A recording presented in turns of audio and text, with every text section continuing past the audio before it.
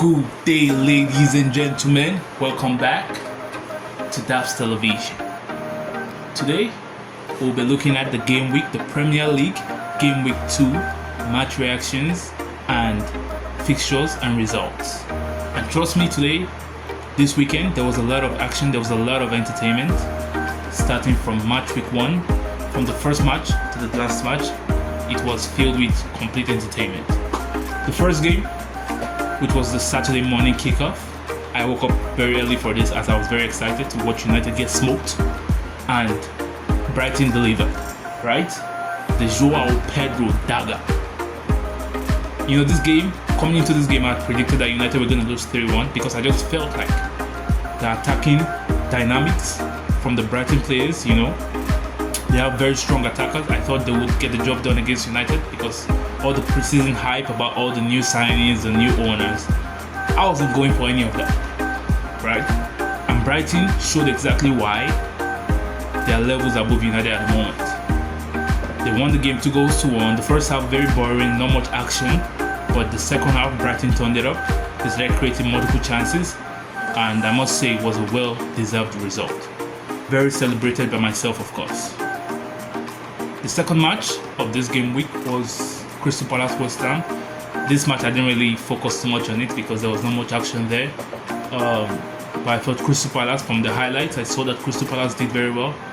But West Ham just proved to be better on the day. They converted their chances and they ended up with the 3 points. So that was a very good game for those that watched it. The third game was Fulham against Leicester. Again, I predicted for this match a Fulham victory simply because as a home team, and Leicester being new to the Prem, they just got promoted last week. The week before this, they played against Tottenham. It was a very good game, but I thought Tottenham deserved the win, slightly edged it. But this time around, it was a decent game. Emil Smith-Rowe, he just came from Arsenal, scored a goal, did very well, and they ended up converting their home advantage, which was very, very good, for my FPL, Smith-Rowe. And then for the fourth game, we saw Man City against Ipswich, and this, I watched the whole 90 minutes of this match. It was absolutely stunning.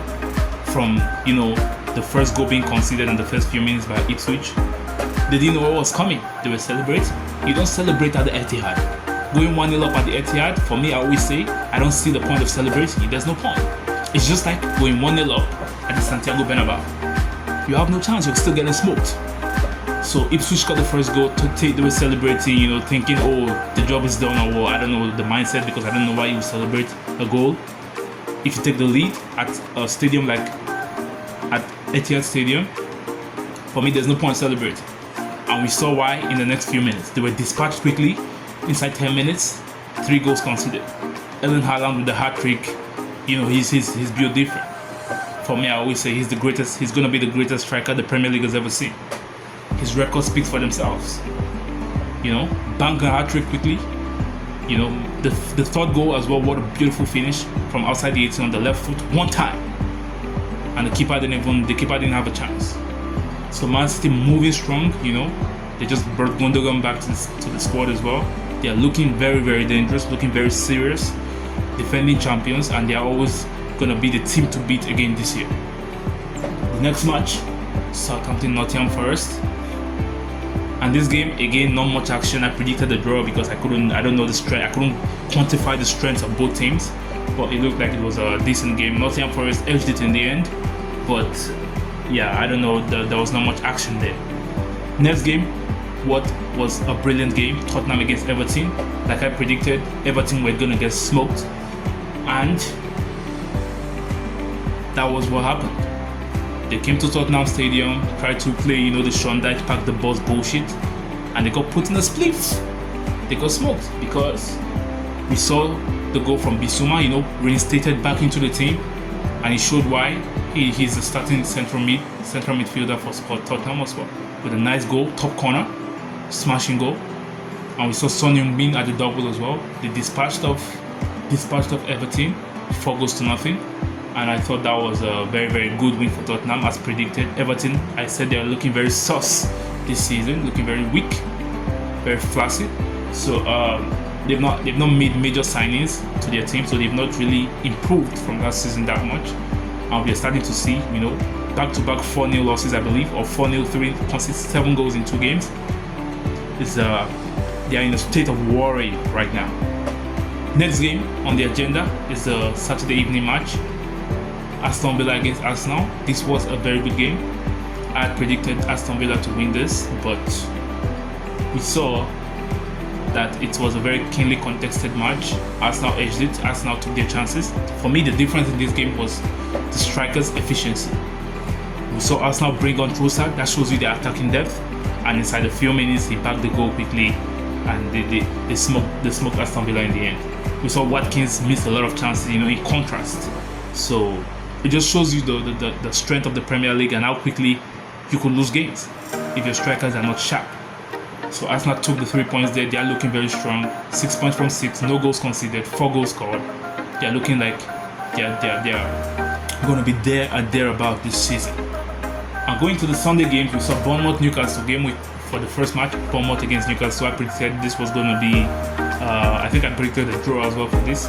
Last season we saw what Bournemouth under Idani Iraola. They are very strong. Newcastle also found it very difficult in that game because Bournemouth, I felt they had the chance to even win the game, right?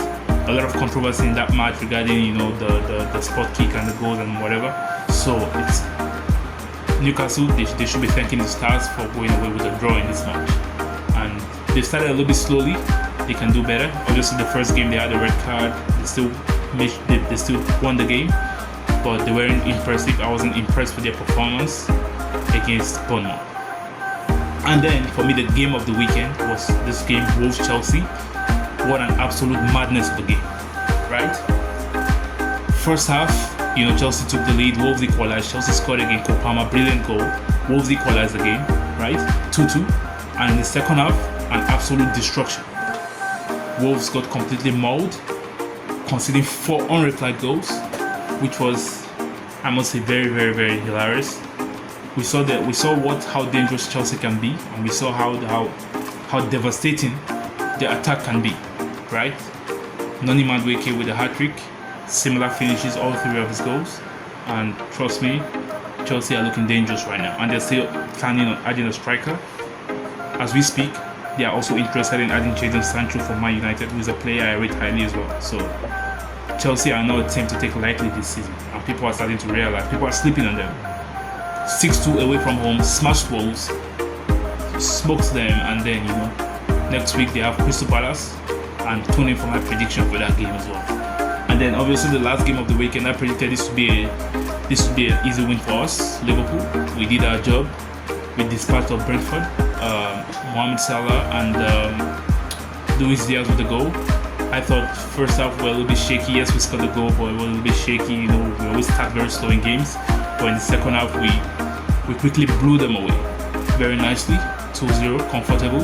Back-to-back clean sheets, back-to-back wins, top of the table. And we're looking good ahead of that match against Man United at Old Trafford next week. So if you want to know my predictions for that game, tune in. And it should come out later this week, probably on Thursday. And a very good game week. I was satisfied with all the games. A lot of entertainment, a lot of quality football on display. And that was how the game week went. So tune in on Thursday for my match week 3 preview, and we're looking forward to that. I'll see you next time.